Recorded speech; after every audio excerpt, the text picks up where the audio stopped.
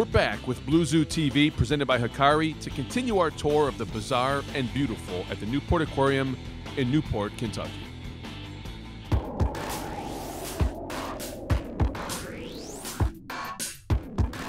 From the leader in aquatic nutritional innovation, the world's first diets that include a living microorganism, Hikari germ. These spore-form bacteria become live once in the digestive tract of your fish and overpower bad bacteria, reducing their negative impact on your pet while increasing enzymatic action, allowing more efficient use of the nutrients and color-enhancing ingredients. They also work to decompose waste once it leaves your fish's body, helping to improve your water quality. Try Cichlid BioGold Plus and put the Hikari germ to work for you. Jeff, when we left last time, we were teasing a little bit about the electric red flame scallop. You know, and every time I walk in there, I'm like a kid in a candy store. You do this for a living, that's why I hate you. But explain a little bit about the electric red flame scallop, because this is something that not many people, I'm sure, have seen. Right, and really we don't know why they flash like that.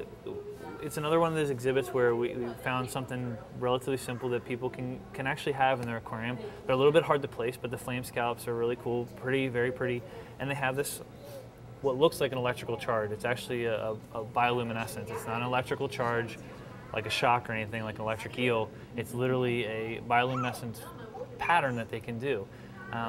Very rarely, it's really hard to see, it's really hard to light, but these guys are doing really well, and the public seems to love them. I mean, they really, truly seem to love them. Why they do it, is it communication? Is it to bring prey in? Is it to bring brine shrimp in? Because brine shrimp does seem to like light. Is it to bring plankton in? Nobody knows. But it's a cool behavior, something different and something bizarre. Because it's different, does it have predators? Probably does. It, probably pulls in that way. Some flame scallops don't do the electric. Some do. So there's electric flame scallops and there's flame scallops. So if you're going to look for those types of things, and it's really hard to see because they don't really fire right away either. So if someone's trying to get them, they don't really know sometimes. So what we're looking at in these two tanks is sort of opposites. You know, you got these really fragile guys that hang around the top of the reef, the razorfish, and then right above it, you got the striated frogfish. And you really can't put a lot with them because if we put some urchins in there to give some movement, and he won't bother them. But if you put shrimp in there, forget about it. You put a fish similar his size, forget about it. You put a fish bigger than him, he'll even try to swallow it. So these guys are true anglers or frogfish. They manipulate, they have a little bit of a tassel in the front of them that they'll lure animals in with. They can mimic and change their color. And the biologist that puts this tank together did an awesome job to really depict and let the animals switch. And then you go to the bottom tank that you have, and you have razorfish. And the unique part about them is they're they swim upside down. Heads pointed down, tails pointed up. Look like a razor. I mean, pretty specific. Even though it's not that. It almost looks a little bit like how it's standing, that it could, or how it's swimming or positioning itself. It almost could be like a pipefish too. They are in the pipefish family, so yes, that's true.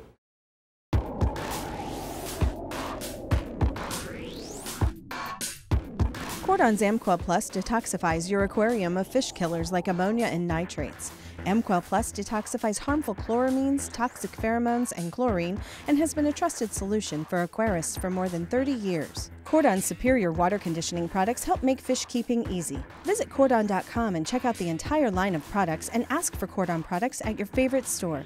Cordon, trusted solution since 1961.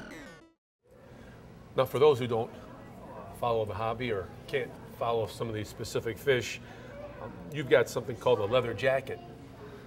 Yeah, that's what's on FishBase. It's the site we use to name all our fish, the common names. I've saw them as tasseled filefish. They're more sargassum-based and reef-based fish. Great camouflage artists. Good community animal, believe it or not, for if you like triggers and filefish in your tank. Not too hard to get a hold of, not too hard to really, but just a really pretty, unique fish. Jeff, when you go to a pet store, an aquatic store, hobby store, and they have marine fish, many times you'll hear some people that work there telling you that a clownfish only has one host or one anemone. Well, here, that kind of blows that theory out of the water because you've got about 25 of them sharing a couple of them. Yeah, Yeah, they actually they'll hop between an enemy to an enemy all day long. They'll rub in each, all the different, there's actually 4 anemones in there right now, and these are all tank raised. So these animals, talk about nature versus nurture, these animals have never, ever seen an anemone. They were actually tank raised in another aquarium right up the road from us, and they were born there. And back of tank, and then we put them in the anemones. It took them a couple days, but as soon as they found the anemones, they were in there, and they've been in there ever since.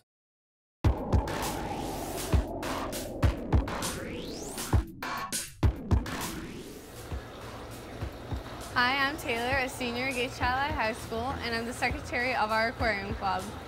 I feed our 200-gallon tropical tank every Tuesdays and Fridays, and we feed them so they can keep their color, so they're healthy.